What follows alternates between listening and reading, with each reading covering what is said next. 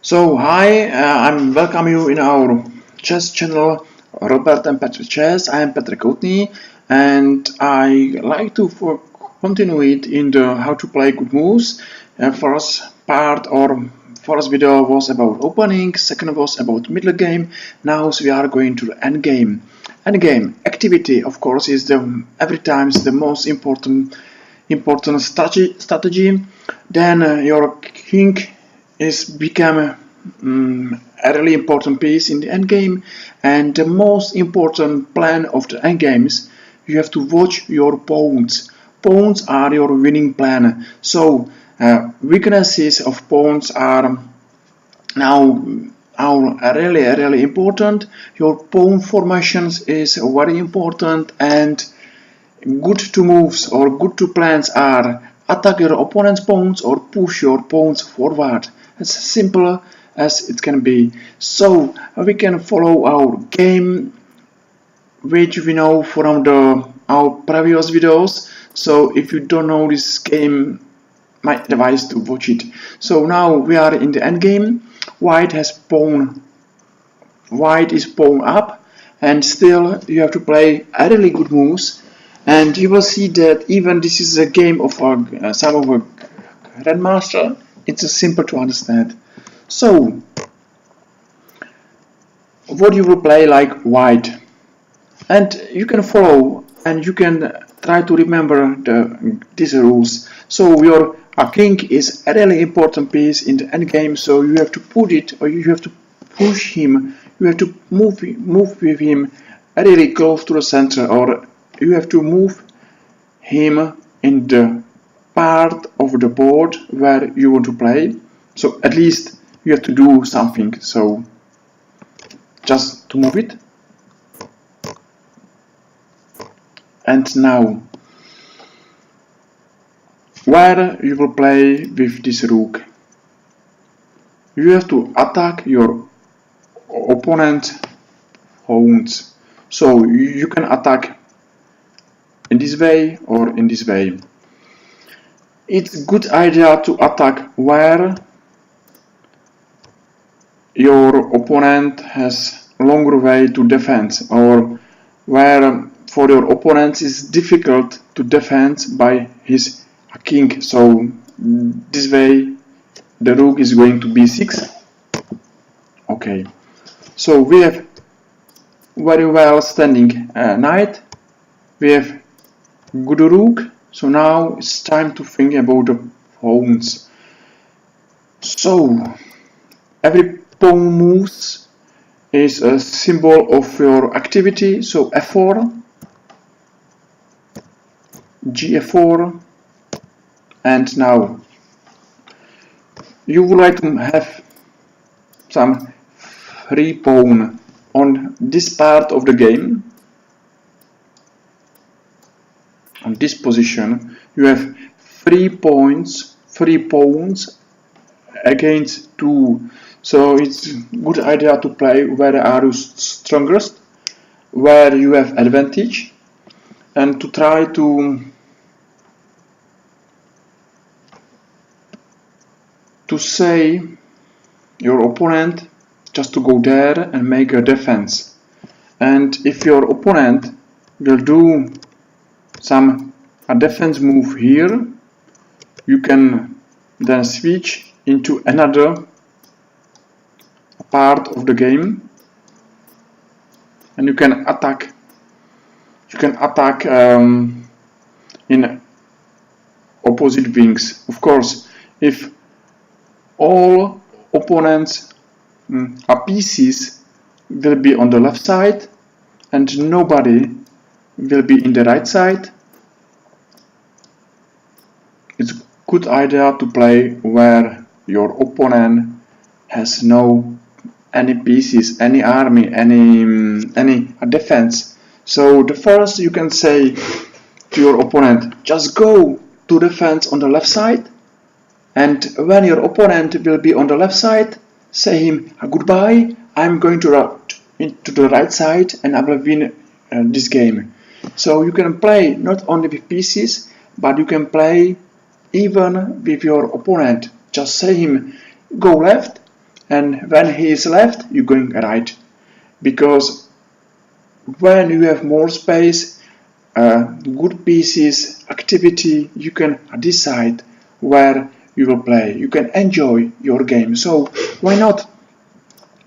Now playing b4, so you are saying to your opponent, just go to defense wing where I am playing, and when your rook is under attack, you know that you have to attack something. So you attack another pawn, and again you can now play in this part of board, because you can see that in this part of this board black has no army. Okay, that's no defense, no army. For you is good way to attack if nobody is defending. So h4, again your rook should attack something, should attack the pawns. If you are attacking, you are in activity. Okay, so now if we will split chessboard into the two lands, that's the land of the white and that's the land of the black. You can see that no one from the black's army is in our land. That's perfect, because that means we are in the stronger position. And you can see that one of our army is running and is attacking black's space, black's squares. So perfect. Why not to move it somebody else into the black's land to take a space? And it's good idea to move it forward to take more space, because space is important. So e5. This move is very important because now you're taking two squares and you steal some squares which used to belong to black. Now the squares are yours. And of course, if you have chance to improve your king, if you have chance to move it forward, if you have chance to think about the king, you are playing good moves. So you can see that if black is playing only this type of moves, there's no moves, there's no plan, and only black is waiting what you will do. So again, push your pawns forward. f5. And again, where is the weaknesses? One weakness, one weakness, one weakness. So you can attack all of them weaknesses.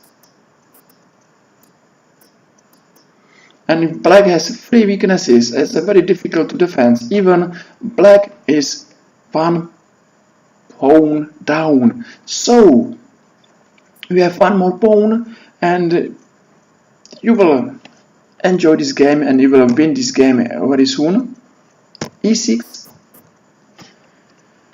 And you can see that now this king is too far from this part of the game. Maybe this king is too far even from this weakness. So what you will play?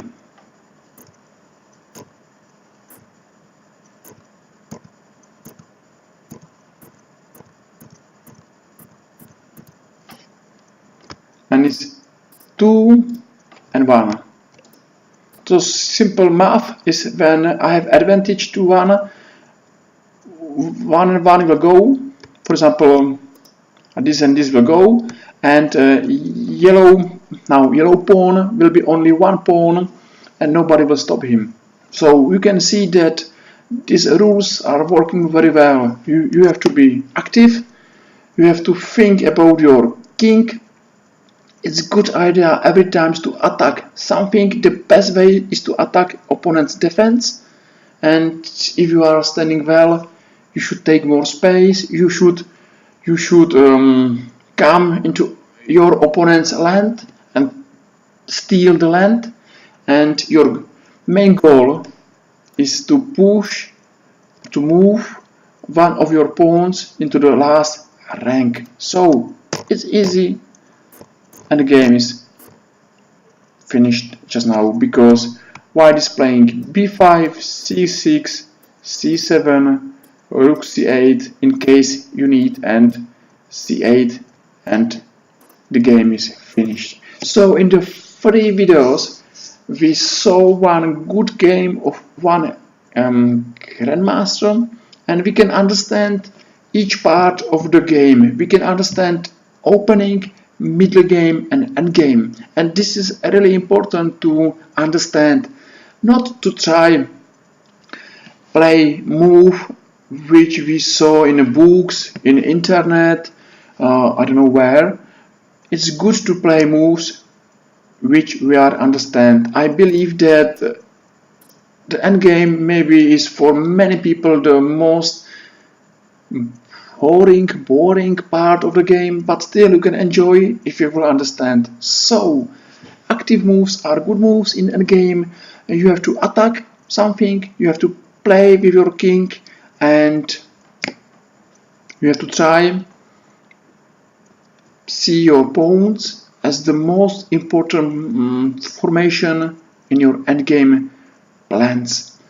So that was the 3 videos where I like to give you the basement, the basic ideas from this beautiful game, and if you will follow these rules, and doesn't matter if your age, if you are younger or older than me, important is to follow these rules, and really soon you will see like you are improving, like your chess is going up, like you have more fun in every game, and you're playing good chess, and that's exactly what we want to do. We like to play a good chess, and to play good chess is really important to understand chess, and this video should help you to understand your chess.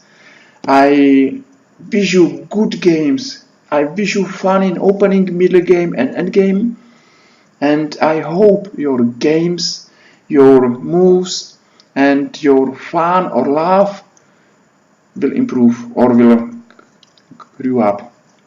Thank you very much for watching, and see you next time. I wish you very good games and good days. Thank you. Bye bye.